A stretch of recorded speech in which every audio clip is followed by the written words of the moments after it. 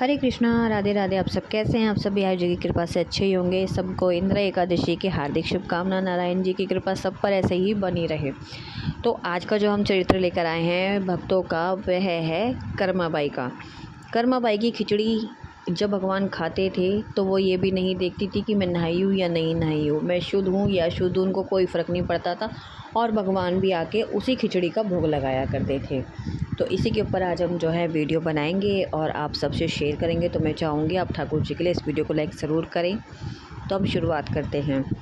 श्री बांके बिहारी जी को सबसे पहले खिचड़ी का भोग लगता था। संत साध्वी कर्माबाई अपने इष्ट बांके बिहारी को बल्लभा बाल भाव से भजती थी। भाव भक्ति के आवेश में वह बिहारी जी से रोज़ बातें भी किया करती थी। एक दिन उसने कहा, मैं आपको अपने हाथ से कुछ बनाकर खिलाना चाहती हूँ। अगले ही दिन कर्माबाई खिचड़ी बनाई और बांके बिहारी जी को भोग लगाया। बिहारी जी को कर्मा की बनाई खिचड़ी इतनी अच्छी लगी कि वह रोज़ आने लगे और कर्माबाई भी रोज़ सुबह उठकर पहले खिचड़ी ही बनाती थी। वह नहाना धोना कुछ नहीं करती थी, सीधा 3 बजे उठती थी। 3 बजे उठ के सिर्फ बांके बिहारी जी के लिए और खिचड़ी बनाया करती थी। एक बार कोई संत कर्माबाई के पास आया। उन्होंने देखा तो बोले, आप सुबह उठते ही खिचड़ी क्यों बनाती हो? ना नहाए ना रसोई साफ़ की। अगले दिन कर्माबाई से वह कहने लगे, ना तो तुम अभी तक नहाई हो, ना तुमने अपने घर में झाड़ू मारी है, ना पोंछा मारा है, ना आपने साफ़ सफाई करी है। आप सुबह उठी और खिचड़ी बनाने लग गई। यह सुन के कर्माबाई सोचने लगी कि हाँ, ये सही तो कह रहे हैं, ना मैं नहाई हूँ ना कुछ करा है और मैं अपने प्रभु के लिए ऐसे ही खिचड़ी बना देती हूँ। तो कर्माबाई ने वैसा ही किया। जैसे सुबह हुई, भगवान आए, बोले, माँ खिचड़ी लाओ। कर्माबाई ने कहा, अभी मैं स्नान कर रही हूँ, थोड़ा रुको। थोड़ी देर के बाद भगवान ने आवाज़ लगाई, जल्दी जल्दी माँ जल्दी, मंदिर के पट खुल जाएंगे, मुझे जाना पड़ जाएगा। माँ जल्दी कर, जल्दी, मेरे को भूख लग रही है।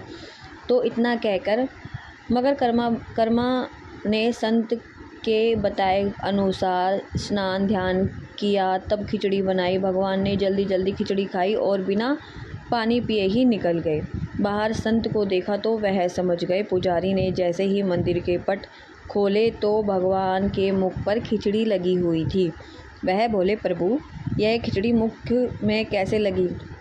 भगवान ने सारा उनको सुनाया और पुजारी ने कहा, माँ से कहना कि नियम धर्म संतों के लिए है, वह तो पहले की तरह ही भोजन बनाए। अगले दिन ही उसी तरह खिचड़ी बनानी शुरू हो गई। भगवान के प्रति दिन आते ही खिचड़ी खाते और कहते, कर्माबाई बहुत स्वादिष्ट खिचड़ी बनी है। ऐसे ही कुछ टाइम तक चलता रहा और फिर उसके बाद में कर्माबाई जी का निधन हो गया। तो भगवान उनकी मृत्यु पर बहुत ज़्यादा रोए थे। पहली बार है कि जो कान्हा जी पहली बार किसी की मृत्यु पर रोए थे। और एक है आनंदीबाई जी, उनकी मृत्यु पे भी हमारे कान्हा जी बहुत रोए थे। और वह कहने लगे, मुझे कौन खिचड़ी खिलाएगा, मेरी माँ तो मुझे छोड़ के चली गई है। इसके बाद संतों ने, वहाँ के पुजारियों ने ऐसी व्यवस्था बनाई कि जिससे ठाकुर जी को कर्माबाई की खिचड़ी का भोग लगता रहे।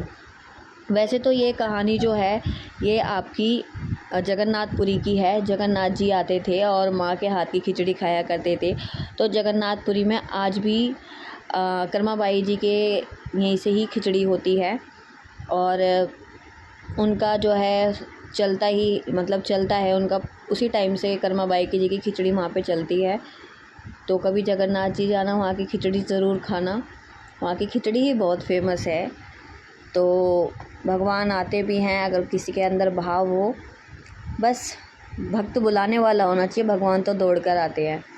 तो आप सबको कैसी लगी हमारी कर्माबाई जी की कहानी? है तो ये बहुत बड़ी कथा, पर मैंने छोटे में सुना दी है, क्योंकि बहुत लोग जो है ना 20-20, 25-25 मिनट की नहीं सुनना चाहते हैं, इसलिए मैंने शॉर्टकट में आप सबको विस्तार रूप से बताया।